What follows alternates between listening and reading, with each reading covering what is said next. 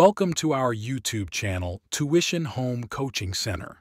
Please subscribe to our channel to get more videos like this. Thank you all.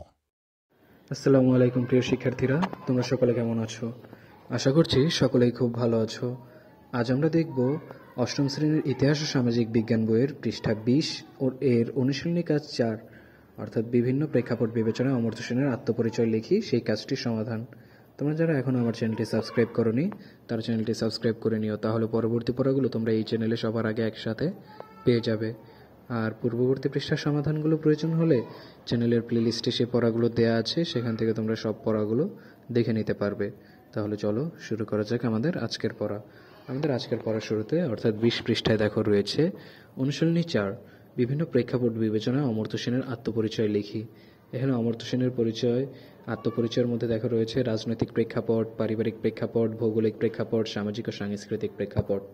আমরা এই সমাধানটি দেখব পরবর্তী পৃষ্ঠায়। দেখো বিভিন্ন প্রেক্ষাপট বিবেচনায় অমর্ত্য সেনের আত্মপরিচয়। রাজনৈতিক প্রেক্ষাপট, তিনি 1933 সালে জন্মগ্রহণ করেন। তখন ভারতে ব্রিটিশ ঔপনিবেশিক শাসন চলমান ছিল। পরবর্তীতে 1947 সালে ব্রিটিশরা ভারত ত্যাগ করে। এরপর পারিবারিক প্রেক্ষাপট, বাবা আশুতোষ সেন এবং মা অমিতা সেন।